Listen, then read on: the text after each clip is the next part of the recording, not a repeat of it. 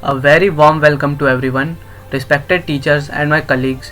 Today I am going to present my topic Traditional and Modern Information on the Topography of Ileocecal Junction, Appendix, Large Intestine and their blood supply innervation and lymphatic outflow. The variability of ileocecal angle and appendix. Topographical anatomy of the ileocecal junction. The small intestine empties its content into the large intestine or colon. Here is where the content are to be treated for bacterial and pathogenic invaders. The appendix is responsible for secreting compounds to disinfect digested food so that the colon become a clean room environment. The area that you see is called a trap and is where sediments such as heavy objects, worms, parasites and other accumulate. This is why the appendix is located here. The ileocecal junction appear to be a specialized segment of the gut which regulate the passage of the chyme from the ileum and to the cecum. Here we can see the ileum, colon, spleen, small intestine, cecum and the ileocecal valve. The location of ileocecal junction we can see the right lower quadrant. The ileocecal junction, it is located in the inferior floor of the peritoneal cavity and projected on the right inguinal region of the abdominal wall. It is formed between the terminal part of the ileum and cecum. The mesentery of the ileum, superior and inferior ileocecal recesses are located between them. The ileocecal junction is a high pressure zone that had a mean length of 3.6 cm. Chyme flow to the cecum occur in jet. Large volume cecal distension caused a significant rise in cecal and ileocecal junction pressure. The decreased ileal pressure, the balloon was dispelled to the transverse colon. Large volume ileal distension caused an increase in ileal pressure. Decreased ileocecal junction and cecal pressure are abnormal balloon movements. Now we look at the topography of the appendix vermiformis. Position of appendix. It is located on the right inguinal region, and to access the appendix we have to put an incision on the McBurney point. The appendix arises from the lower posterior aspect of cecum, about 2.5 cm inferior to the ileocecal valve. Its length is highly variable, anything from 12 mm to 20 cm. Its position is also highly variable. Here we can see the blood supply of appendix. Many arteries are coming here, but we can see the appendicular artery which is going through it and supplying the appendix. Node drainage of appendix. We can see the upper group of the ileocolic nodes and the lower group of the ileocolic nodes. They basically drain the lymphatics from the appendix. The innervations of the appendix. We have the sympathetic and parasympathetic branch of the autonomic nervous system that innervates the appendix. This is achieved by the ileocolic branch of the superior mesenteric plexus. It accompanies the ileocolic artery to reach the appendix. Topography of the large intestine. In Latin, we called it intestinum crassum.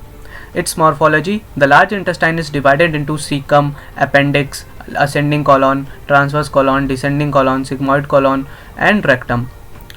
Here are many junctions we can see like ileocecal junction, right colic flexor, left colic flexor, rectosigmoid junction, sacral flexor of the rectum, perineal flexor of the rectum, and we can see many layers also. In large intestine we can see the three main characteristic structures, the tinea coli which consist of free tinea, omental tinea and mesocolic tinea. Then we can see haustra coli and the omental appendages which are the fatty pouches. Its function is, the main function of the large intestine is absorption of water, electrolyte and gases and compactation and elimination of feces. Now we can see the holotopy. The cecum is projected on the right inguinal region, ascending colon is projected on the lateral abdominal region, the transverse colon which is present on the umbilical region and the descending colon which present on the right lateral abdominal region, sigmoid colon which present on the left inguinal region, rectum which project on the suprapubic region, like that. Its scalotopy is 12 thoracic vertebra to the sacrum. Syntopy we can see superior it have stomach, pancreas, liver, gallbladder, duodenum, spleen. Inferiorly we have the urinary bladder, uterus and prostate gland. Medially we have the small intestine. Lateral we have the left and right paracolic canals, Anteriorly we have the anterior abdominal wall, posteriorly we have the posterior abdominal wall and great vessels and kidney. You can see the arterial and or the blood supply of the large intestine. Cecum, which is supplied by the anterior and posterior cecal artery. Appendix, which is supplied by the appendicular artery. Ascending colon, which is supplied by the right colic artery. Transverse colon, which is supplied by the middle colic artery. The descending colon, which is supplied by the left colic artery. Sigmoid colon, which is supplied by the sigmoid artery or rectosigmoid artery. Rectum, which is supplied by the superior, middle and inferior rectal arteries. Here also we can see the blood supply. The major vein which drain the large intestine are superior mesenteric vein, and lymph drainage is by superior mesenteric nodes, and nerve supply by the sympathetic and parasympathetic. Now we see the lymphatic flow or lymphatic drainage. The intraorganic lymph node, paracolic and epiploic lymph node, and pre-cecal nodes for cecum. Lymph node along the vessels, superior and inferior mesenteric lymph nodes, the para-aortic and celiac lymph nodes. We can see here. Now we'll look at the ileocecal angle and appendix. The surface anatomy is the base of the appendix is marked by McBurney point, a point at the junction of lateral 1/3 and medial 2/3 of the line traced from the right anterior superior iliac spine to the umbilicus, opening at the posteromedial aspect of the cecum 1 inch below the ileocecal junction. Its positions: rectocecal, it is the most common position of the appendix. Pelvic position we can see, subcecal, periileal and postileal, which is least common.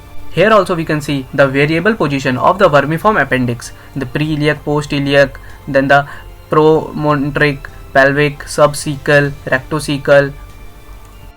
Knowing the commonest position of the appendix help on time diagnosis of acute appendicitis. The variable position of appendix may mislead physician to make a wrong decision or diagnosis of other disease. Delayed diagnosis of acute appendicitis may lead to its perforation and subsequent abscesses or peritonitis. So, accurate information about the anatomical location of appendix can improve prognosis of the disease. So, here also we can see the different variable position of the vermiform appendix: rectocecal, subcecal, pelvic, pre-ileal, post-ileal. Thank you so much for your attention. Have a nice day.